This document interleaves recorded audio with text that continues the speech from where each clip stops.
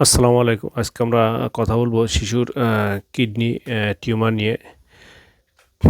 Kidney tumour একটু uncommon শিশুদের, কিন্তু একেবারে বিরল নয়। পিঠে যে সকল টিউমার হয় শিশুর, তার মোস্ট অফ দ্য টিউমার কিন্তু এই কিডনি টিউমার। কিডনি টিউমারের মধ্যে যেগুলো আছে সেগুলোর মধ্যে মোস্ট কমন যেটা, সেটাকে বলে উইন্স টিউমার বা নেফ্রোব্লাস্টোমা। এটা কিডনির যে সকল টিউমার হয় তার 80 থেকে 90%ই কিন্তু এই যে উইন্স টিউমার বা নেফ্রোব্লাস্টোমা। অন্য যে সকল টিউমার আছে সেগুলোর মধ্যে আছে যেমন congenital mesoblastic nephroma, clear cell sarcoma, rhabdoid tumour এবং মাল্টিসিস্টিক বা cystic tumour of the kidney. Wilms tumour বা নেফ্রোব্লাস্টোমা এটা সাধারণত বাচ্চাদের 2 থেকে 5 বছরের বাচ্চাদের এটা বেশি হয়। খানিকটা মেয়ে বাচ্চাদের এটা বেশি হয়। এখন আসি যে এটা কিডনি যে টিউমার, এই টিউমারগুলোর মানে কেন হয়। এটা হলো যে ভ্রূণের যে বিকাশজনিত যে ত্রুটি, এই ত্রুটির কারণে এই উইন্স টিউমার বা নেফ্রোব্লাস্টোমা হতে পারে।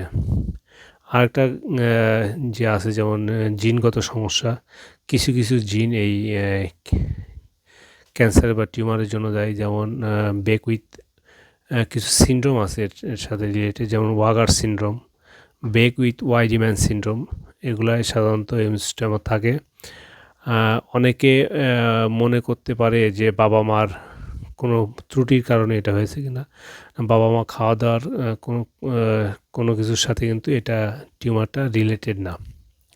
এখন আসি যে আমরা লক্ষণ মানে কি দেখে আমরা বুঝবো যে এটা কিডনির টিউমার। প্রথমে যে টিউমার মানে যে একটা শক্ত চাকা থাকবে, এবং এই চাকাটা দেখা যায় যে মা যখন বাচ্চাকে গোসল করায়, হঠাৎ সাডেনলি গোসল করানোর সময় গা যখন মোছায় তখন দেখা যায় যে পেটের চাকা বাঁধে হাতে।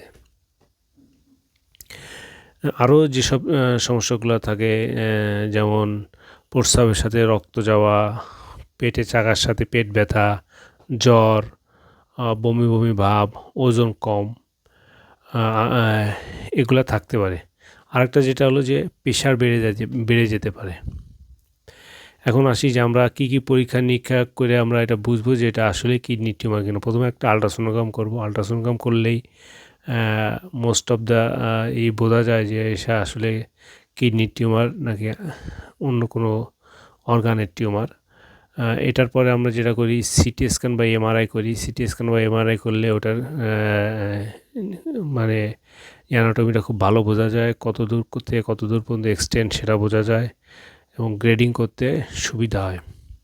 এরপর আমরা কিছু টেস্ট করি, যেমন ইউরিন টেস্ট করি যে প্রস্রাবের সাথে রক্ত যাচ্ছে কিনা।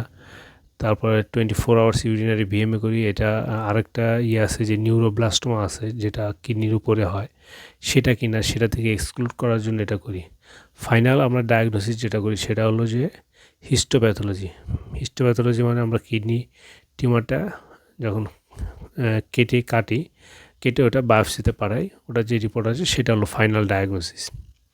এখন আসি যে এটার ট্রিটমেন্ট কী। এটার ট্রিটমেন্ট, ফার্স্ট ট্রিটমেন্ট হলো এটা কেটে শরীর থেকে অপসারণ করা। যদি অল্প পরিমাণ থাকে তাহলে পার্শিয়াল নেফ্রেক্টমিও করা যায়। নেফ্রন স্পেয়ারিং যে সার্জারি, যে আমরা কিছু কেটে রিপোর্ট অনুসারে তখন আমরা এটা কেমোথেরাপি বা রেডিওথেরাপি দিতে হয়। আবার অনেক মানে কিছু কিছু ক্ষেত্রে কিন্তু দেখা যায় যে 2টা কিডনিতে কিন্তু ইনভলভড, সেক্ষেত্রে যে নেফ্রন স্পেয়ারিং সার্জারি করাকে পার্শিয়াল কেটে এরপরে কেমোথেরাপি বা রেডিওথেরাপি দেওয়া যায়। যদি উইন্স টিউমার খুব আর্লি ডায়াগনোসিস হয় তাহলে কিন্তু এর প্রগনোসিস খুব ভালো। প্রায় 90% ক্ষেত্রে বাচ্চা স্বাভাবিক জীবনযাপন লিড করে। এখন আসি যে মায়েদের বা প্যারেন্টসদের কাছে যে বার্তা কী। যদি কখনও বাচ্চারা এরকম পেটে কোনো চাকা দেখেন, অবশ্যই দ্রুত কোনো শিশু সার্জারি বিশেষজ্ঞর কাছে যাবেন। গিয়ে ডক্টর যে পরীক্ষাগুলো দেয় সেগুলো করবেন। মিনিমাম অন্তত একটা আলট্রাসোনোগ্রাম আগে করবেন। আলট্রাসোনোগ্রাম করলে আপনি অনেক কিছু জানতে পারবেন। এটা অবহেলা করবেন না। যদি এটা আর্লি ডায়াগনোসিস হয় এবং এটার প্রগনোসিস কিন্তু খুব ভালো, প্রায় 90%। ধন্যবাদ সাথে থাকার জন্য। কিডনি টিউমার নিয়ে যদি আপনাদের কোনো কোশ্চেন থাকে করতে পারেন, ইনশাল্লাহ আমি উত্তর দেবো। আমার হটলাইন নাম্বার আছে, এখানে আপনি হোয়াটসঅ্যাপেও নক করতে পারেন। ধন্যবাদ সাথে থাকার জন্য। খোদা হাফেজ।